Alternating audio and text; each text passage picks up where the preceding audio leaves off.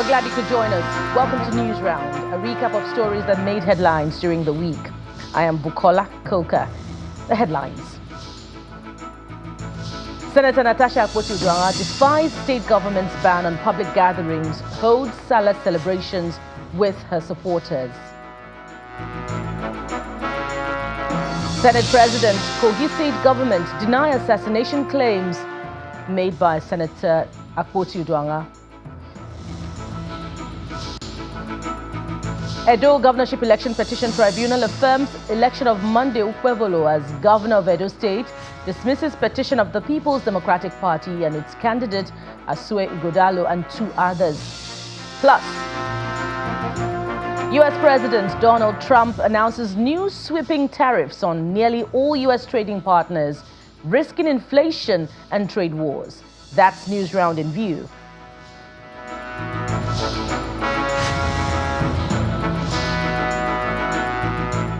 Newsround begins from Kogi State, where the senator representing Kogi Central in the 10th Assembly, Senator Natasha Akpoti-Uduaghan, received a rousing welcome from her supporters despite a ban on rallies and processions and the imposition of a curfew by the chairman of Okehi local government.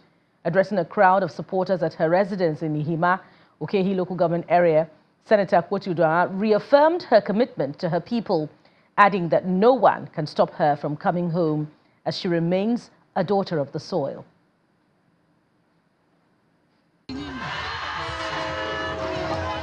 Supporters from the 5 local government areas of Kogi Central converge on Ihima, Okehi local government area, to welcome the embattled Senator Natasha Akpoti-Uduaghan, who is visiting the state in spite of a ban on political rallies and restriction of movement. Amid music and dancing, Senator Akpoti-Uduaghan stuns the waiting crowd as she arrives dramatically in a white helicopter alongside her husband.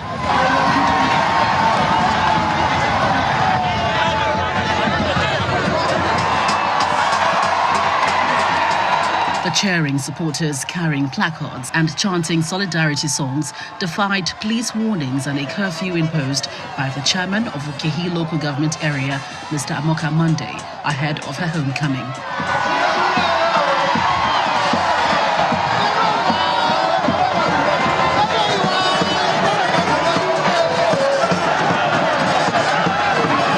The embattled senator addresses the gathering, insisting that she has every right to visit her hometown to celebrate the Salah with her constituents. We read on the news that rallies, gatherings will not be allowed, that roads will be blocked, convoys leading into the states will not be allowed.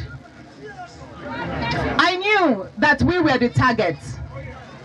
But then I said, this is not political season, this is not campaign time. We are not having a rally.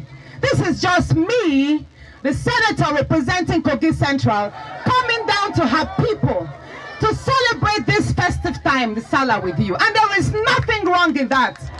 I am breaking no law. Reasons for her conflict with the leadership of the Senate is brought to the front burner. On the 30th of January, this year, on the 30th of January 2025, there was the groundbreaking ceremony of the 5 mini LNGs in Ajakuta. That project angered him, and I'm saying it on camera. He got very angry, and he told a number of people in the cabinet, question them, how come that project found its way here? And he said, in his words, he said, how can such resources, gas from the Niger Delta, be moved to the north? But he will stop it. And I will prove to you what he did. After the Senate President removed me, by the way, it is because of the 5 LNG projects that Akpabio removed me from the committee of local content. Because he said, ever since he made told me as a chairperson of local content, I have used that office to promote the North. That was what he said. The Kogi senator had previously accused the Senate President, Senator Godswill Akpabio, and former Governor Yahaya Bello of orchestrating security threats against her, maintaining that she is a victim of political persecution. In the meantime, President of the Senate, Senator Godswill Akpabio, has strongly denied recent allegations by Senator Natasha Akpoti-Uduaghan of a plot to assassinate her, describing her claims as false, baseless, and a dangerous attempt at inciting public unrest. The Kogi state government also says Senator Akpoti-Uduaghan will be queried by security agencies for her action to host a rally against the directive of the state government. Of having a procession when the state government, acting on credible intelligence, directed that there should be no procession. She also addressed a rally.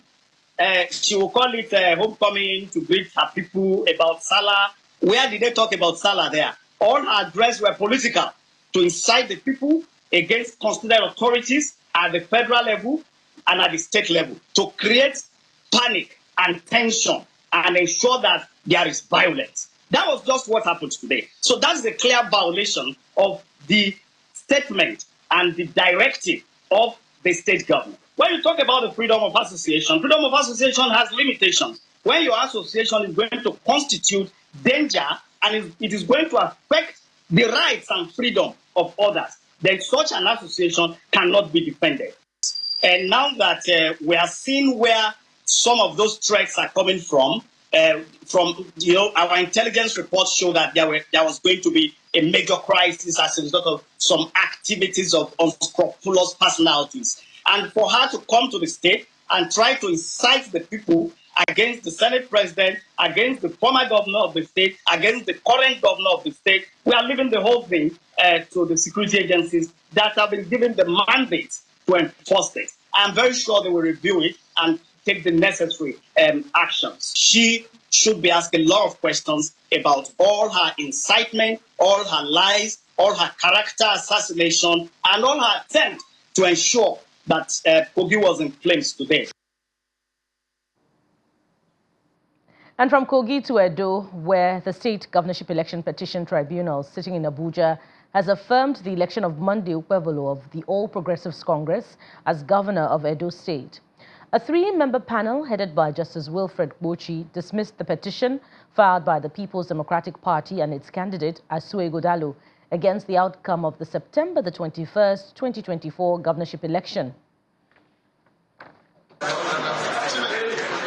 After about 6 months of legal tussle, the Edo State Tribunal has affirmed Monday Okpebholo as governor of Edo State. Before the commencement of the judgment, the courtroom at the National Judicial Institute, Abuja, is filled to capacity with lawyers and supporters from both sides. In the lead judgment read by Justice Wilfred Bochi, the tribunal said non-compliance must be proven convincingly. The tribunal says the failure of the petitioners to call polling unit officers, presiding officers, or even voters during the election proved fatal to their petition. The tribunal says most of the 19 witnesses called by the PDP merely gave hearsay evidence during the proceedings. Justice Bochi faulted what he termed as PDP's reliance on Section 137 of the Electoral Act to dump documents on the tribunal. The tribunal says it's not for the court to scrutinize documents tendered by the petitioners. The tribunal further adds that the BVAS machines tendered by the petitioners remain dormant, as it is not the duty of the tribunal to access the data in the machines. In the unanimous decision, the tribunal thereby restated that to prove overvoting, as alleged by Ighodalo and the PDP, there's a need to tender the voters' register, BVAS machines and polling unit results, or Forms EC8A. Following this, it dismissed the petition for lacking in merit. The panel also dismissed the petition of Action Alliance for lacking in merit and being frivolous, and that of Accord Party for its inability to prove allegations of irregularities.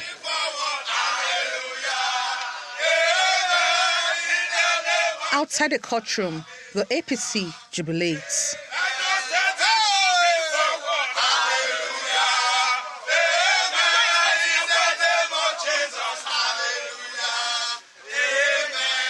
The Governor's Council speaks on the judgment and the purported judgment that leaked a day before. It's unfortunate that when you read those so-called leaked judgments, they were written by lawyers. So it appears that there are lawyers who are out there to tear down the judiciary. If we destroy our judiciary, then we have nothing. Not just in election matters, but generally. If we question the credibility of the judiciary and tear it down, then the country is actually finished. Now, with respect to the judgments delivered had absolutely nothing, no semblance whatsoever with all the documents that were circulating yesterday. The court has listened to the case. The tribunal has given its reasoning. Our clients have shown that they are not satisfied, so we'll wait for further instructions. It's left to be seen if the PDP and its candidate, Asue Godalo, will appeal the judgment. Emanuela Ekele, Channels Television News. In Benue State, Governor Hyacinth Alia is appealing to political and traditional leaders from the State South Senatorial District to volunteer information and remain steadfast with his administration to handle rising insecurity in the area. Governor Alia made the appeal during a visit to Okpebholo local government area, where over 10 people were killed in the last 1 month, prompting widespread protests by youth over the weekend. Governor Alia's convoy arrives at Yochidoma's palace in Okpebholo, where he's received by local government's chairman and ushered into the council chamber. At the meeting are members of the Idoma Traditional Council, the lawmaker representing Okpebholo Apa, Kennedy Angbo, and the Chief of Staff to the Deputy Governor, Mr. Musa Ujo. The governor made clear his resolve to end insecurity, calling on the people for support, which the Yochidoma obliged. Those miscreants who are creating a bad name for our town, for our local government, and for the state must cease and cease immediately. We call on all the good sons and daughters of Idoma land to please help us and Igede land to help us.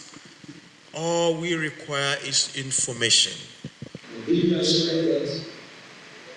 support of His Royal Majesty, and I can speak on behalf of His Royal Majesty that we have our support. We will support you any way that is possible to make sure that this fight that is before us shall be within surpassed. The governor also visits Naka at the Gwe West local government headquarters, where protesting youths burnt down the local government secretariat.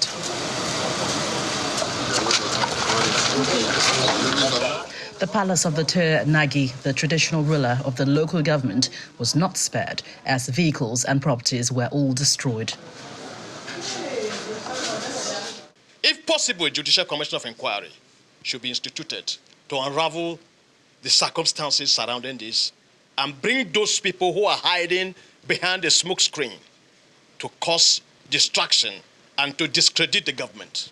At a meeting with the communities in Naka, the youth leaders is asking for the removal of the military from the area, even as Governor Alia calls for calm. If you go to fetch a water from the river, you must pay money to the army before you fetch the water. The Honorable Governor, we don't need the army longer. We need Mopo. Let's stop all these internal wranglings. The federal government is doing her very best to support me here in the state for us to ensure that peace returns even to Gwe West local government as well. The neighboring local government areas of Gwe West and Okpebholo have witnessed increased herdsmen attacks, where many people have been killed and many communities displaced. And there's more to come on the program as far as security is concerned, as the Chief of Defense Staff assures Nigerians that all threats ravaging the country will be subdued this year. That and more after this time out. Do join us again.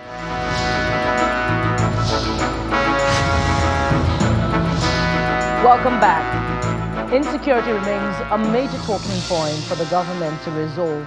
Yet the Chief of Defense Staff, General Christopher Musa, is again assuring Nigerians and President Bola Tinubu that all security threats ravaging the country will be subdued this year. General Musa stated this shortly after the unveiling of attack drones and the testing of locally manufactured bombs produced by an indigenous technology company. It's a gathering of security experts as the Chief of Defense Staff leads heads of other security agencies to witness the unveiling of locally manufactured unmanned aerial vehicles. Flanked by the Commissioner of Police in the Federal Capital Territory, Ajao Adewale, the Governor of Plateau State, Caleb Muftuang, and other top military officers, the Chief of Defense Staff laments challenges faced when requesting military hardware from foreign countries. In a world where the global politics surrounding the procurement of advanced military hardware, particularly combat drones, have become more intricate, countries that do not produce such solutions are made to face bureaucratic bottlenecks and diplomatic hurdles in acquiring these critical platforms. We are facing such challenges directly, so we know what it means. If you don't produce what you need, you'll be held whenever you need them, even with your money at hand. The cumbersome bureaucracy that has characterized the procurement of defense equipment, even when urgent needs arise, has been a source of concern. The Armed Forces of Nigeria welcomes this development as it enhances our ability to acquire the much-needed assets without delays associated with international procurement system. For us, we're going to key into this fully to ensure that all our theater of operations have adequate number of drones that will enable us to dominate the entire airspace. On his part, the Governor of Plateau State believes it's time for all leaders and critical stakeholders to ensure that no one operates within Nigeria's borders with capabilities that compete with that of state actors. Indeed, we have made a mistake as a nation when we allowed non-state actors to acquire capabilities that are almost overwhelming state actors. And it is time to address that disadvantage. We are entering into strategic and what I want to call sensible acquisition of technology without strings attached. The Chief of Defense Staff then leads other heads of security agencies to inspect the drones.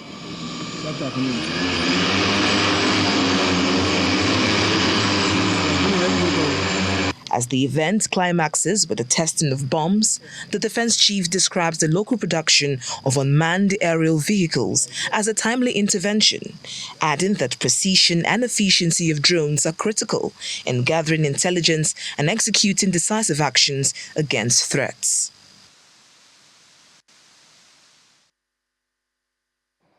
There's more on security. National Security Advisor Mr. Nuhu Ribadu is again reiterating the federal government's commitment to enhancing national security and ensuring the safety of all citizens. Speaking in Abuja shortly after handing over 19 rescued kidnapped victims to the Chief of Defense Staff, Malam Nuhu Ribadu commended the efforts of the forces and intelligence agencies involved in the rescue operation. It is a happy moment as 19 rescued kidnapped victims converge on the conference hall of the National Counterterrorism Center for this handing over ceremony. Among them is the former Director General of the National Youth Service Corps, Brigadier General Mahara Zutiga, retired.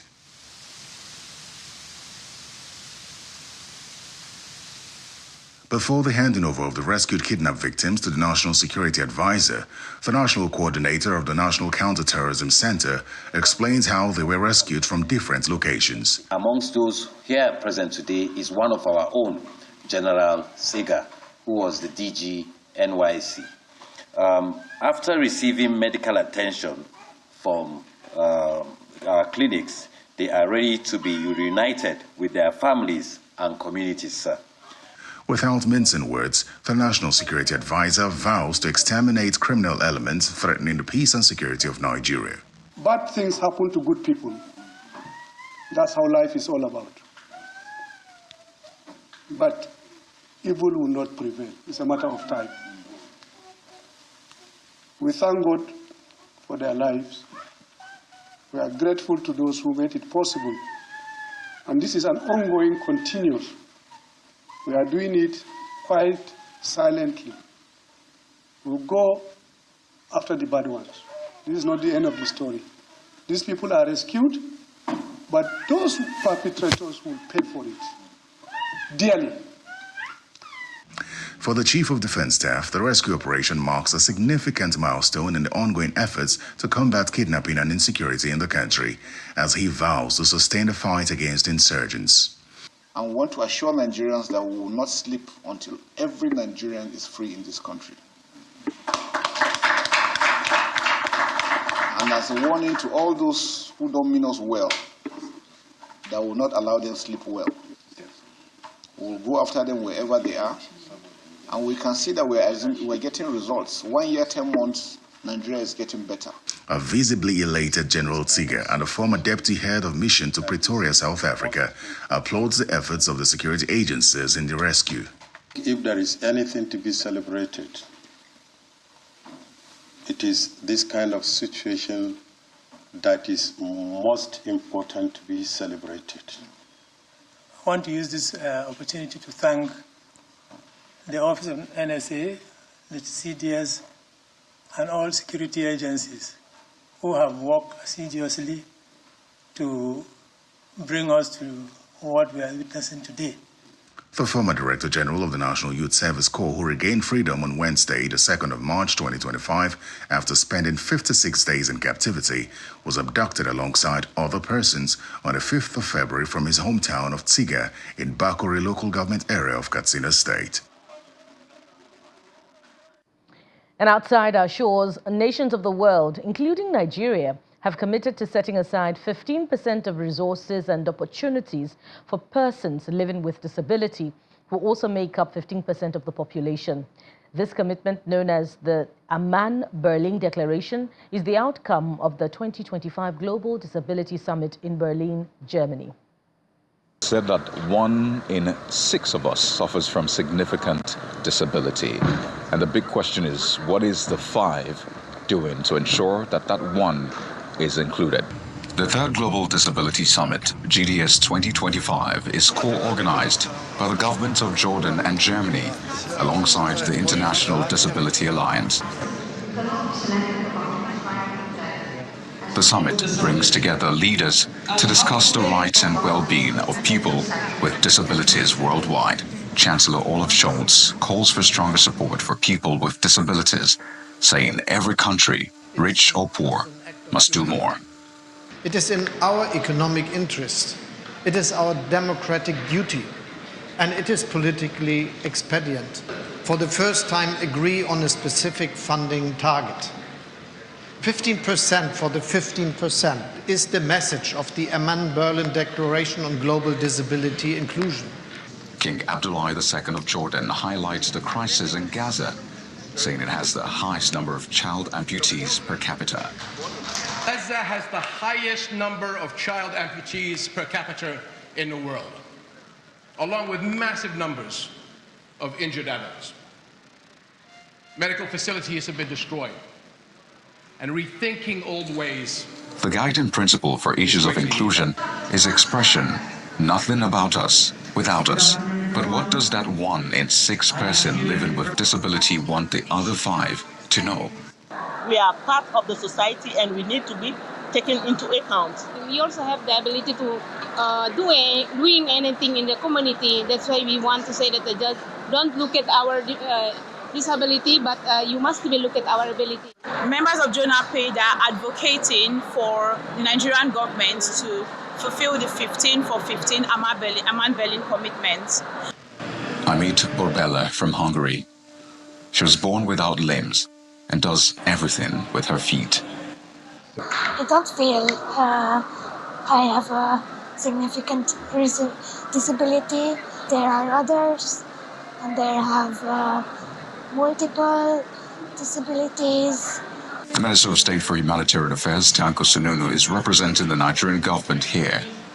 On the sidelines, he is joined by the leader of the nation's delegation, Mr. Jake Apeli, to speak on the Nigerian situation. Togetherness that you saw today with the Honorable Minister and persons with disability, you will agree with me that doesn't happen back home.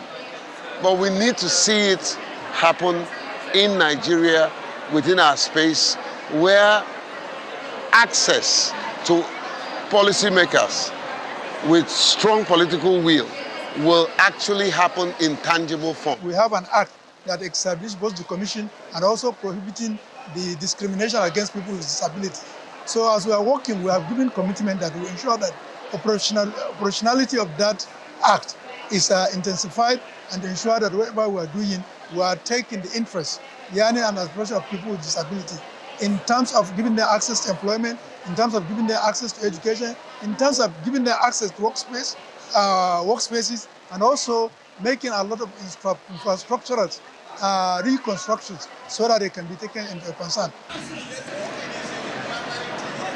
Well, the conversations have been had, commitments have been made, but how well will these commitments be implemented? Well, that's what we wait to see until the next edition of the Global Disability Forum. From Station Berlin, in Berlin, Germany, venue of a Global Disability Summit 2025, Kayode Okikolu reporting for Channels Television News. Again, outside our shores, U.S. President Donald Trump announced sweeping tariffs on the country's global trading partners, with several African nations among those affected. The new levies unveiled on Liberation Day are part of Trump's reciprocal tariff policy aimed at addressing trade imbalances and promoting domestic industries. Trump announced a minimum of 10% tariff on all imports to the U.S. and additional reciprocal tariffs for 20 African countries, including 30% for South Africa. Other African countries hit with extra tariffs include 50% for Lesotho, 47% for Madagascar, 40% for Mauritius, and 37% for Botswana. Meanwhile, Nigerian exports were also hit at 14%. Kenya, Ghana, Ethiopia, Tanzania, Uganda, Senegal, and Liberia were among those countries whose exports to the U.S. will be subject to the baseline tariff of 10%.